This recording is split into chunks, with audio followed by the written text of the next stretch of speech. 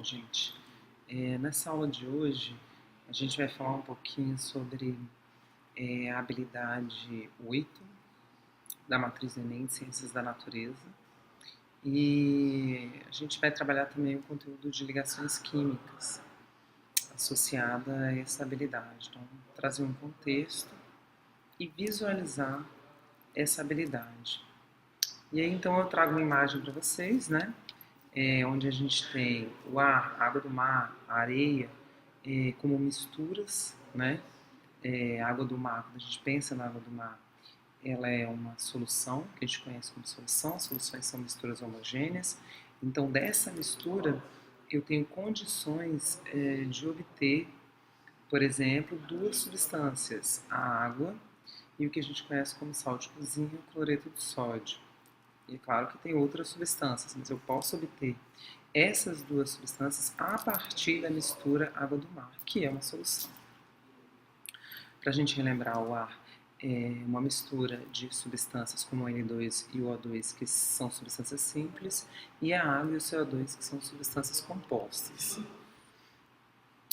Quando se pensa no sal de cozinha, que é o cloreto de sódio, ele é uma riqueza teoricamente inesgotável, porque a gente tem muita água do mar, então teoricamente temos bastante sal para ser explorado. A produção anual é de 200 milhões de toneladas, sendo que os Estados Unidos é o primeiro lugar em produção anual. E o Brasil está em 10º lugar com 5,2 milhões de toneladas de sal. O Brasil, aqui no Brasil, o Rio Grande do Norte é um dos maiores produtores, né? Quer dizer, ser quase 95% da produção de sal de cozinha acontece no Rio Grande do Norte, porque lá tem as condições mais favoráveis, condições climáticas mais favoráveis para essa produção. Quando se vai criar uma indústria de porte, como a indústria de sal, você pesquisa, né, qual região mais favorável para que eu tenha benefícios, né? Não tenha que gastar tanto, sendo que eu poderia me utilizar de determinadas condições climáticas como benefício. Aqui eu tenho uma fotografia, uma imagem que mostra basicamente o que acontece. Então você pega a água do mar, aqui no Brasil se faz assim, né? Então você bota a água do mar em grandes tanques, basicamente você cria tanques, bota a água do mar e espera um processo físico, né, de mudança de fase da água, então a água vai evaporando, você vai colocando mais água do mar, a água vai evaporando mais ainda, vai botando mais água, e aí vai ficando só aquele soluto, que é o cloreto de sódio. Depois você faz alguns processos industriais para purificar, vamos dizer assim, adicionar outras substâncias, mas basicamente é isso. E aí, quando eu pergunto o que é o sal, muitos vão dizer que é o cloreto de sódio, né? Mas sal, existem vários tipos de sais. Na nossa cabeça, no nosso senso comum, o sal é apenas o cloreto de sódio. E não é verdade.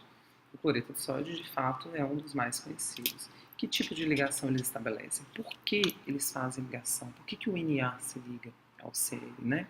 Então existe uma razão e é isso que a gente quimicamente vai entender. Por que um Na para um Cl? Por que não são dois Nas para um Cl? Né? Isso tem a ver com a configuração eletrônica de cada um desses elementos. Por que o sal solubiliza na água?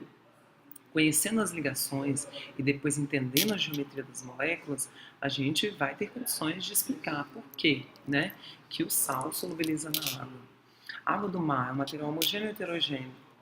Isso depende da situação, né? Então, se eu tenho apenas água do mar e a quantidade de sal é suficientemente solubilizada nesse solvente, eu vou ter uma mistura, um material homogêneo. Agora, se eu tenho muito sal, ou se essa água vem com areia, por exemplo, eu teria um material heterogêneo, né?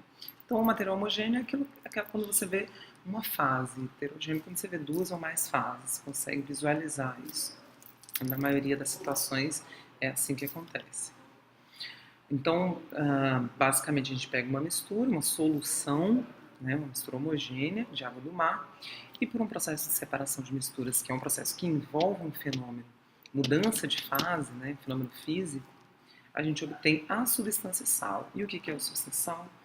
O NaCl. E aí a gente vai analisar quimicamente nas próximas aulas o que acontece, que tipo de ligação acontece, por que o Na se liga ao Cl, e por que eles se ligam nessa proporção.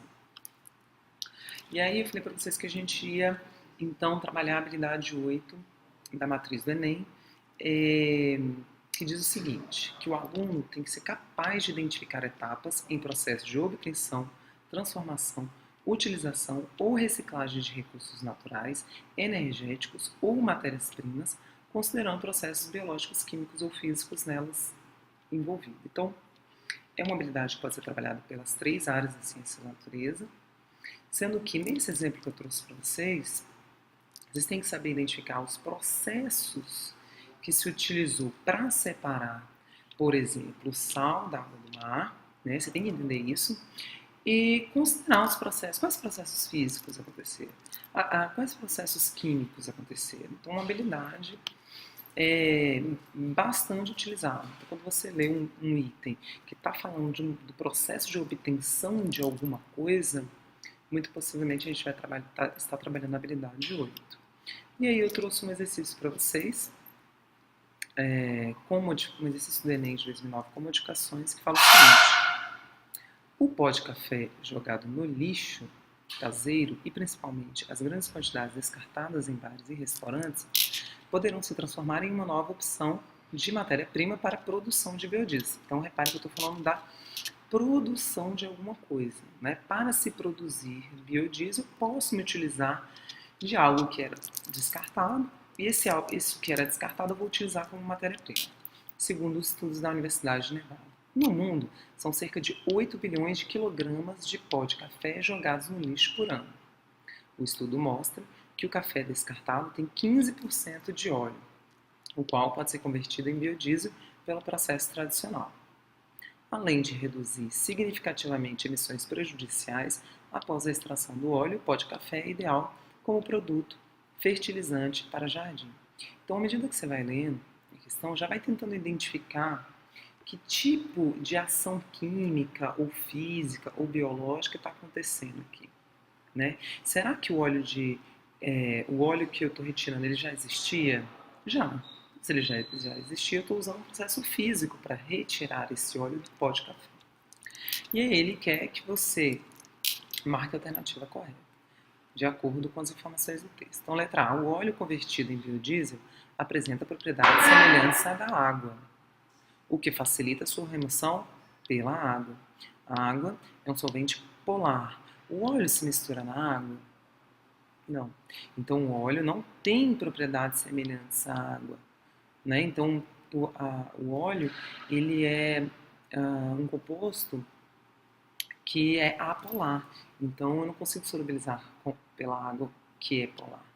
B. Sendo o óleo extraído do pó de café um composto orgânico, beleza, é um composto orgânico. O tipo de ligação estabelecida é de atração eletrostática. A atração eletrostática é característica da ligação iônica.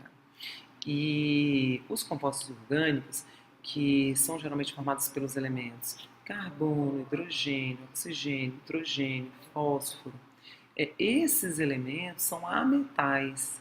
Ametais entre ametais ou ametal com hidrogênio, eles estabelecem um tipo de ligação que não é de atração eletrostática, de compartilhamento de elétrons, que é a ligação covalente.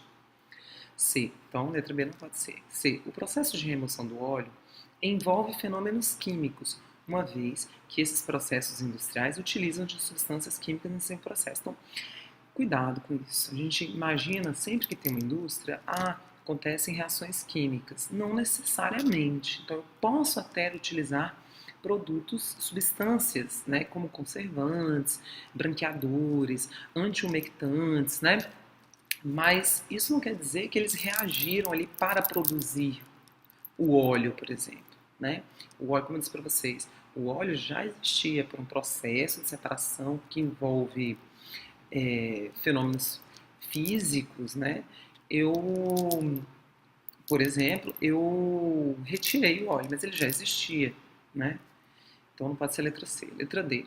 Esse estudo demonstra uma forma de aproveitar produtos aparentemente descartáveis, contribuindo de forma duplamente assertiva para a conservação do meio ambiente. Por que, esse estudo está contribuindo de forma duplamente assertiva? Porque além de você estar utilizando o óleo como biodiesel, você ainda utiliza o resto do pó de café como fertilizante. Então, letra D, beleza.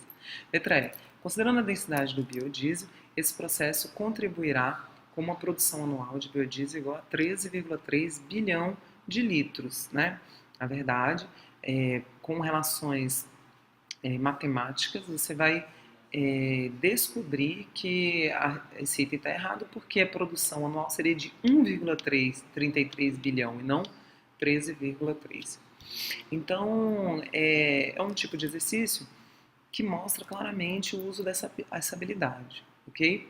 Que pode ser trabalhada nos mais diversos conteúdos. Eu trouxe aí trabalhando um pouco de ligações químicas e aí o professor pode se utilizar dessa habilidade nesse conteúdo, ok?